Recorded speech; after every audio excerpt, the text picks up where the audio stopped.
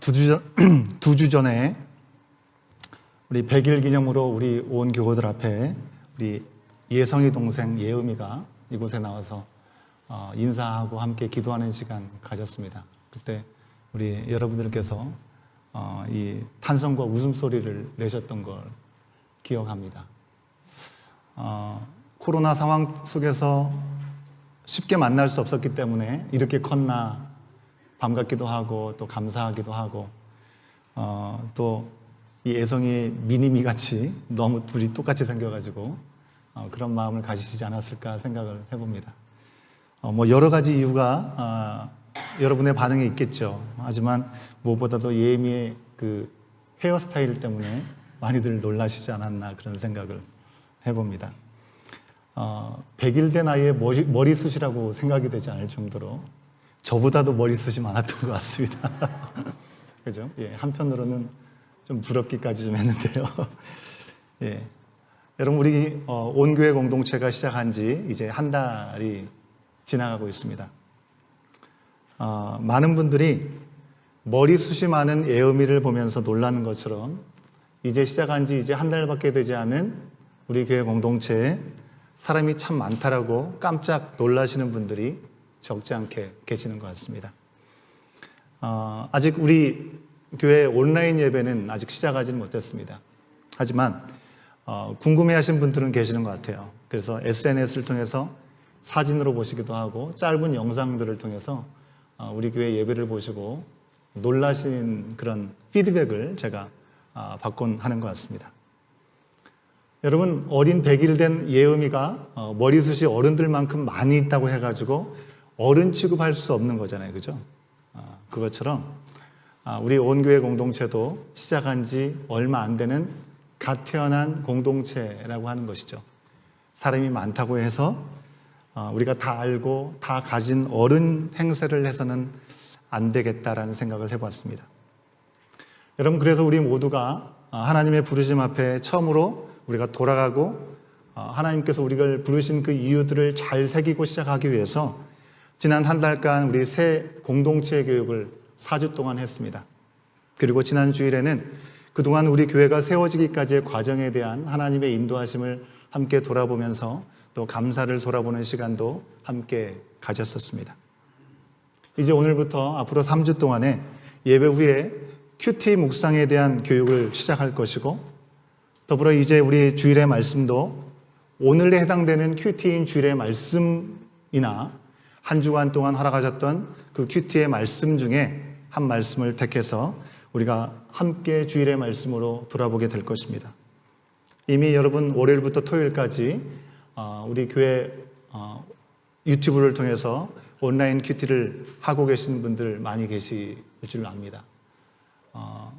서로 다른 자리에서 하나님의 말씀을 묵상하면서 다양하게 혹은 때로는 일치되게 하나님께서 역사하시는 그 말씀 앞에 우리가 아름답게 응답하고 또 하나님 앞에 감사를 올려드릴 수 있는 축복의 공동체가 되기를 주의 이름으로 간절히 축원합니다. 아멘. 예. 참고로 우리 예배 후에 우리 유치부터 유초등부 아이들 자녀들도 오늘부터 3주간 성경이 무엇인가 더 바이블이라는 제목으로 아이들에게 가장 기본적인 것들을 가르치고 활동하는 시간을 갖게 될 거고요. 그 후부터는 우리 어른들과 동일한 주일의 말씀으로 교육하고 활동하는 시간들을 갖게 될 것입니다. 우리 온 교회 공동체, 온 세대, 온 가족이 같은 하늘 아래에서 동일하게 허락하신 같은 말씀을 받고 그 말씀 안에서 하나 되어가는 시간들을 우리가 세워갈 수 있으면 참 좋겠습니다. 오늘은 묵상 온 첫 번째 시간입니다. 그래서 제가 좀 서론을 길게 말씀을 드렸는데요. 하나님의 말씀 앞으로 들어가 보도록 하겠습니다. 여러분, 오늘 말씀을 보셔서 아시겠지만 야곱의 이야기를 우리 가운데 소개해 주고 있습니다. 야곱이 아버지를 속이고 형 에서를 속여서 장자권을 탈취해 갔습니다.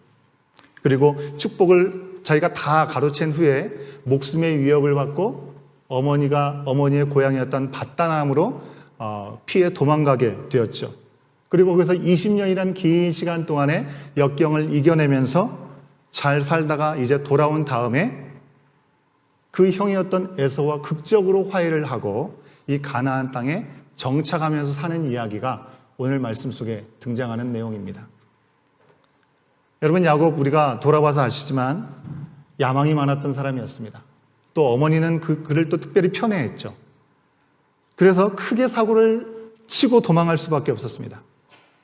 하나님은 헐헐단신 외롭게 두려움 가운데 빈손으로 도망하던 이 야곱을 찾아오셨죠. 빈들에서 돌베개를 베개 삼아서 잠을 자고 있던 야곱에게 나타나셔서 그와 함께 하시겠다라는 약속을 주셨습니다. 그리고 그 사실을 경험하고 야곱은 이 돌베개를 베고 자던 중에 천사가 사다리로 하늘로 오르락내리락 하는 것을 보면서 하나님이 자신과 함께 하시겠다고, 그리고 반드시 돌아오게 하시겠다라고 하는 그 약속에 감사하면서 베고 자던 돌로 기둥을 세워서 거기다 기름을 붓고 축복을 약속을 자기가 다 가로챈 후에 그곳 이름을 엘베델이라고 지칭했습니다. 엘베델은 하나님의 집이다라는 그런 의미를 갖고 도망가게 되었죠. 그리고 그때까지만 해도 야곱은 알지 못했지만 야곱의 할아버지인 이 아브라함은 하나님께서 그를 부르셨을 때 어딘지 알지 못하지만 내가 내게 지시한 곳으로 가라라고 하신 말씀을 따라 가서 도착했던 가나안 땅, 처음 도착해서 예배를 드렸던 것이 바로 이곳이었던 것입니다. 야곱은 이 베델에서 하나님께 약속하는 서원을 합니다. 창세기 28장 20절부터 22절까지의 말씀에서 우리가 확인할 수 있는데요. 우리가 같이 한 목소리를 함께 읽어보도록 하겠습니다. 함께 읽습니다. 시작. 야곱이 서원하여 이르되 하나님이 나와 함께 계셔서 내가 가는 이 길에서 나를 지키시고 먹을 떡과 입을 옷을 주시어 내가 평안히 아버지 집으로 돌아가게 하시오면 여호와께서 나의 하나님이 되실 것이요 내가 기둥으로 세운 이 돌이 하나님의 집이 될 것이요 하나님께서 내게 주신 모든 것에서 10분의 1을 내가 반드시 하나님께 드리겠나이다 하였더라. 여러분, 말씀을 통해서 확인한 것처럼 하나님의 약속에 대해서 서원을 했던 야곱은요, 하란에 가서 삼촌의 집에서 환대를 받게 되었습니다.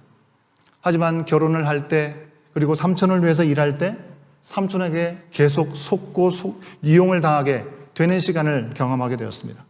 유일한 핏줄이었는데 믿을 만한 대상이 되지 못했다는 것입니다. 아내 레아와 라헬을 얻기까지 약속되었던 14년을 봉사해야 했습니다. 삼촌 라반의 이 재물을 위해서 6년 동안 봉사해야만 했습니다. 무려 20년이라는 시간 동안에 품삯은 10번이나 바꾸는 수모를 당하게 되었습니다. 쉽게 말하면 일함값을 제대로 받지 못한 것입니다. 야곱이 고백한 대로 하나님이 만약 함께 하시지 않았다면 그는 완전히 망친 인생으로 그냥 그렇게 종쳤을지도 모르겠습니다. 창세기 31장 41절과 42절 말씀을 통해서 우리가 같이 한번 확인해 봅니다. 함께 읽겠습니다. 41절 시작. 내가 외삼촌의 집에 있는 이 20년 동안 외삼촌의 두 딸을 위하여 14년, 외삼촌의 양떼를 위하여 6년을 외삼촌에게 봉사하였거니와 외삼촌께서 내 품삯을 10번이나 바꾸셨으며 우리 아버지의 하나님, 아브라함의 하나님, 곧 이삭이 경외하는 이가 나와 함께 계시지 아니하였더라면 외삼촌께서 나를 빈손으로 돌려 보내셨으리라마는 하나님이 내 고난과 내 손의 수고를 보시고 어젯밤에 외삼촌을 책망하셨나이다. 아멘. 아버지를 속이고 형의 뒤통수를 치고 도망했던 그 세월 동안에 이렇게 수모를 겪는 시간을 야곱은 꿈에도 생각하지 못했을 것입니다.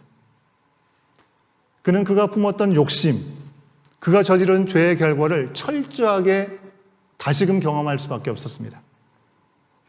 그래도 야곱은 과거에 어땠다 할지라도 현재의 삼촌에게만은 정직하게 그리고 하나님 앞에 부끄럽지 않게 일하려고 애썼습니다. 하지만 그가 최선을 다하고 그리고 정직하게 행동을 했음에도 불구하고 결과는 좋지 않았습니다. 왜요?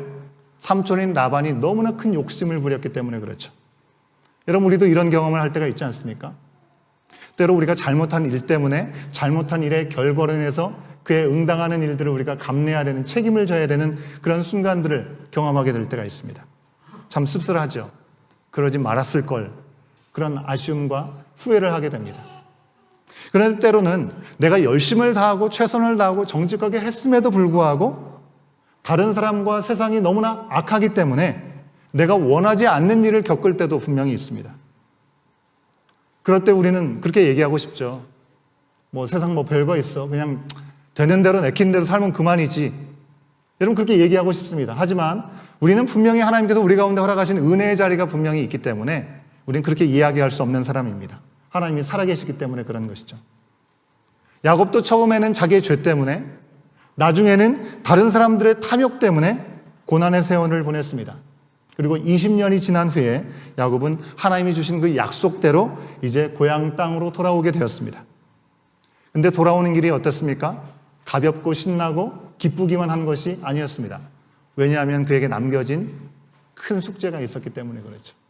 그 숙제는 바로 자신과 관계가 해결돼야 될 형 에서의 문제였습니다. 형 에서가 나를 보면 바로 달라들려 죽이지 않을까라는 생각 때문에 머리를 쓰는 것이죠. 온갖 수단과 방법을 다 동원합니다. 그래서 에서를 위해서 예물을 준비합니다. 염소와 소와 또 어린 새끼 나귀와, 그죠?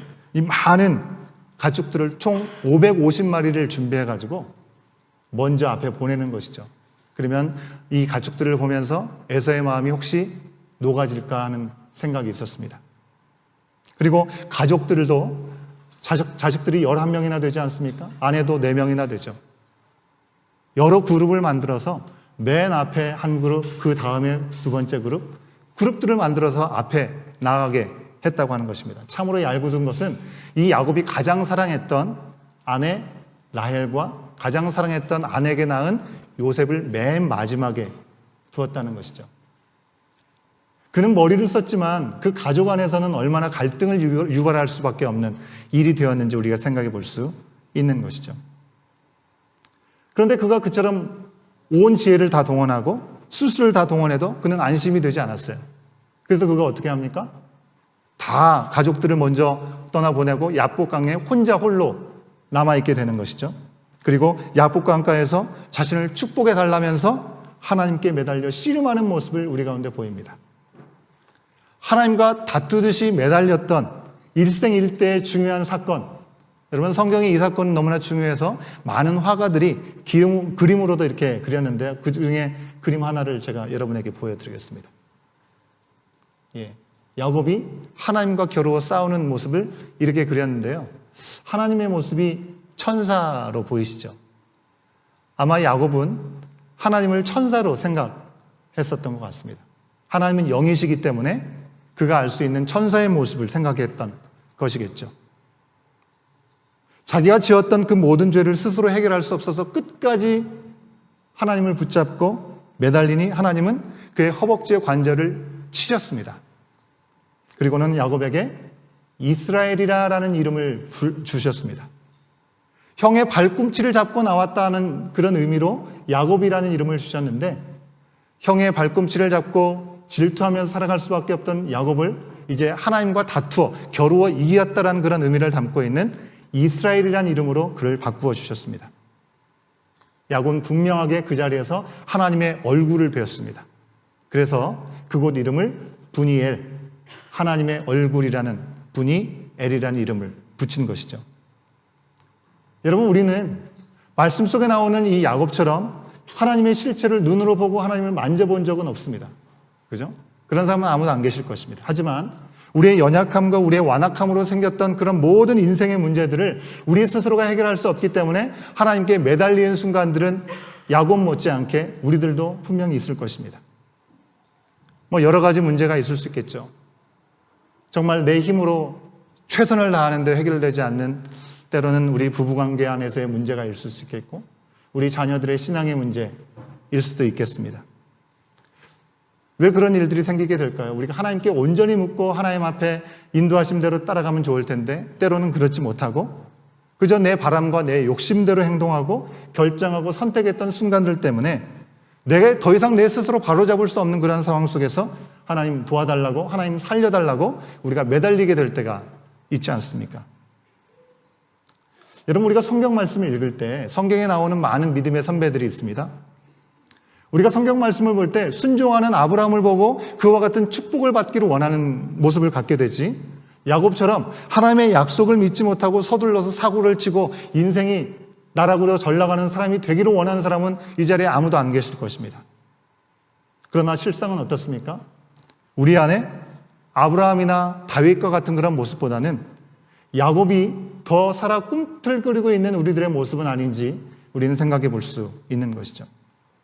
분명히 하나님 때가 있다라고 우리는 믿는데 하나님의 때가 왜 이렇게 오지 않느냐라는 생각에 답답한 마음 때문에 내 생각과 내 계획이, 내 방법이 먼저 선행되고 결정하게 되었을 때 하나님 앞에 바로잡아달라고 우리가 매달릴 수밖에 없는 순간들이 분명히 우리 가운데 있다라는 것이죠.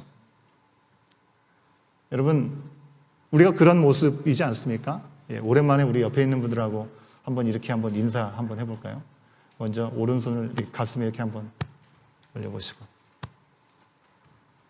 예, 내 안에 야곱이 있다. 옆에 분들한테 내 안에 야곱이 있습니다. 예, 긍휼히 여겨주세요. 내 안에 야곱이 있습니다. 긍휼히 여겨주세요. 여러분, 이렇게 우여곡절 끝에 돌아오게 된 야곱이었습니다. 근데 돌아와서 보니까 그가 열심히 모든 방법과 수단을 동원했지만 그것이 필요 없을 정도로 하나님께서 에서를 만지셨던 것이죠. 에서와 화해를 했습니다. 그는 결코 다시 함께 살 수 없는 그런 상황이었지만 그래도 적어도 이전과 달리 적으로 삼지는 않았습니다. 원수가 되지는 않았다는 것입니다. 분명히 메인 것들이 있었는데 하나님의 의대 가운데 그 메인 것들이 다 풀어지게 된 것입니다. 여러분, 이제 야곱의 인생은 꽃길만 걸으면 될 것 같지 않습니까?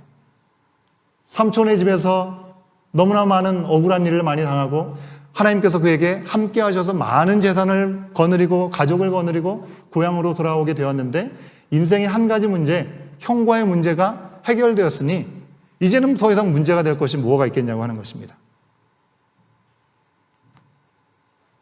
이제 주님께서 주신 약속대로 하늘의 별과 같이 바다의 모래가 같이 수많은 자손들을 벌고 하나님께서 주신 복의 근원이 되는 삶을 살면 될 것 같습니다.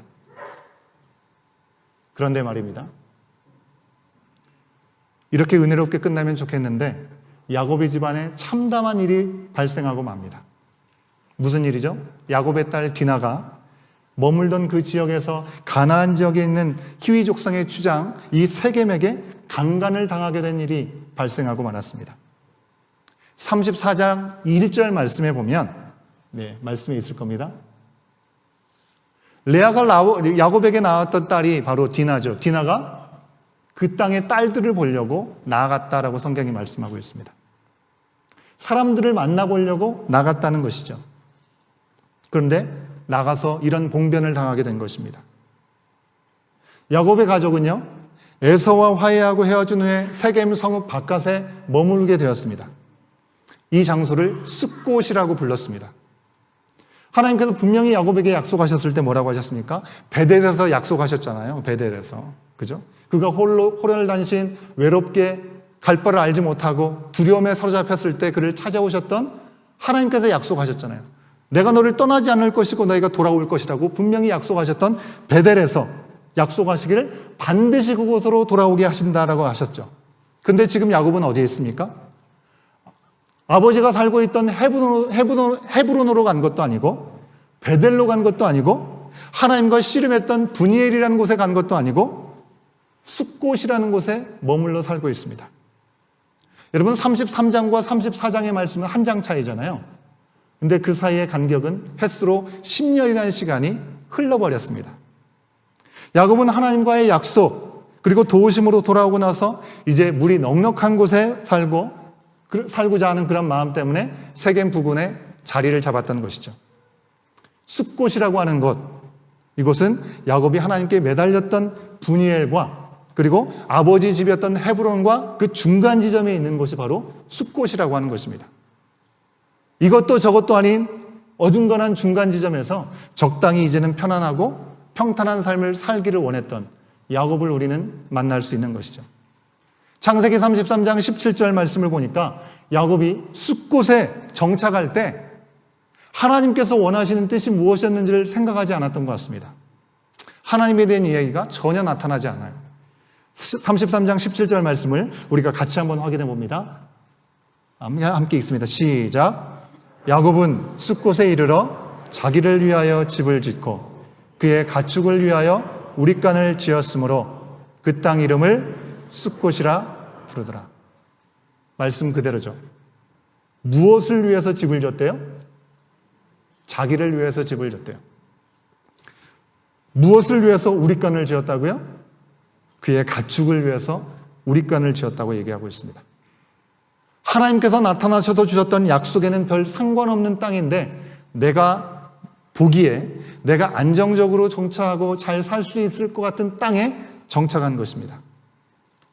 여러분, 물론 우리가 야곱을 인간적으로 이해할 수 있습니다.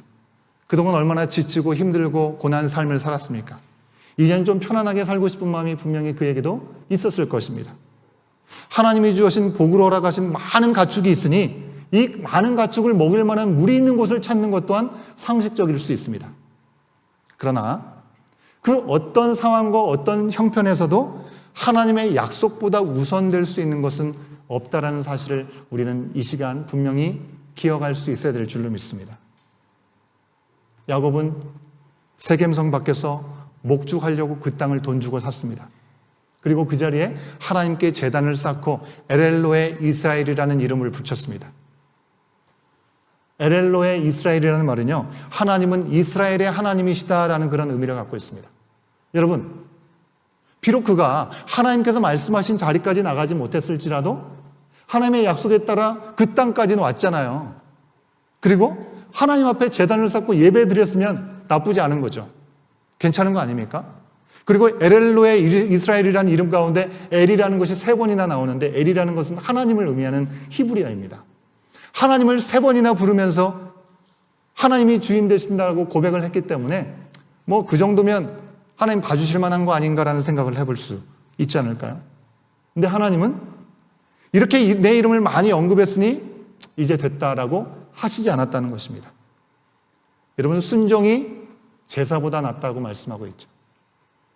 우리 하나님이 부르신 그 곳에 있는 것이 중요하다는 것입니다.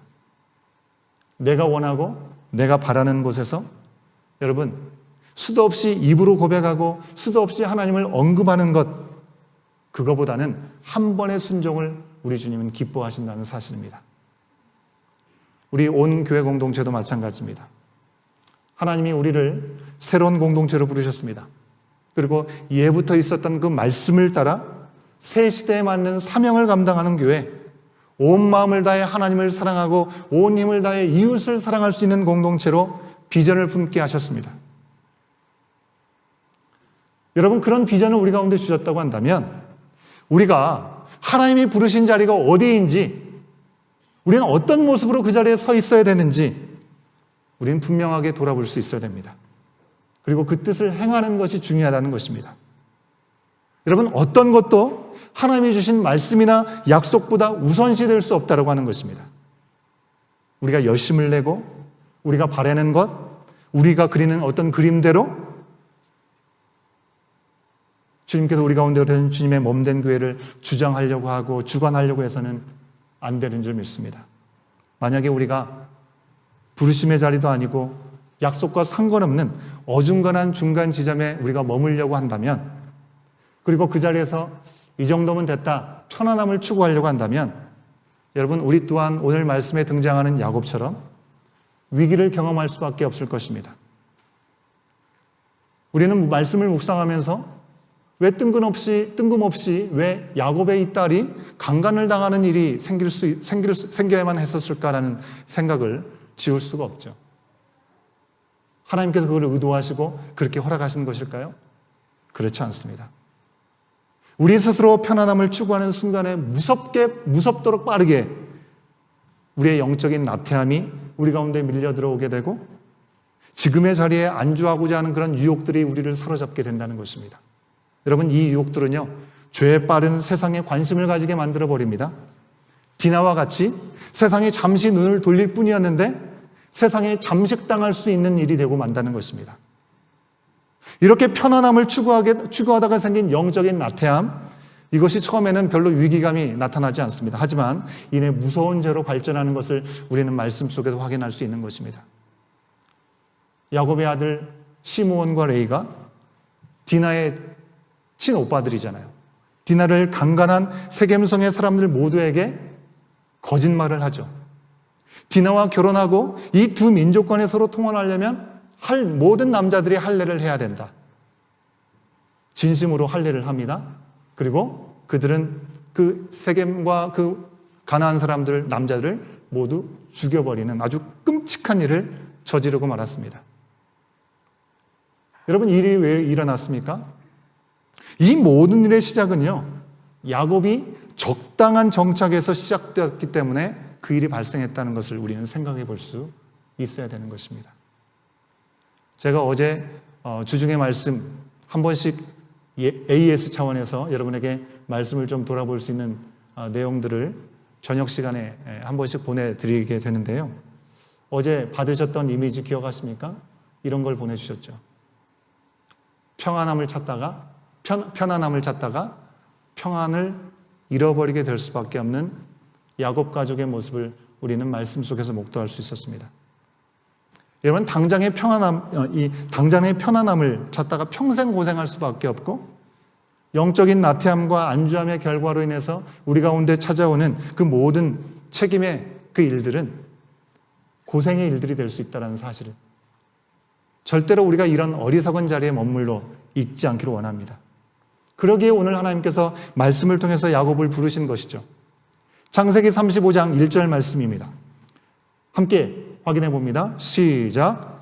하나님이 야곱에게 이르시되 일어나 베델로 올라가서 거기 거주하며 내가 내 형 에서의 낯을 피하여 도망하던 때에 내가 나타났던 하나님께 거기서 제단을 쌓으라 하신지라. 뭐라고 말씀하십니까? 일어나서 어디로 가라고요? 베델로 올라가라 말씀하십니다. 거기서 전에 만나주셨던, 그가 홀로 아무것도 알 수 없어서 공고함 가운데 있을 때 찾아오셨던, 그리고 약속을 주셨던 그 베델을 기억하고 그 자리로 나가라고 말씀하십니다. 바로 그때 처음으로 하나님을 만난 거기로 나아가라는 것입니다. 그냥 나가라고 하는 것이 아니죠. 지금까지 가지고 있었던 모든 헛된 것들을 다 버리고 나가는 것을 볼 수가 있습니다.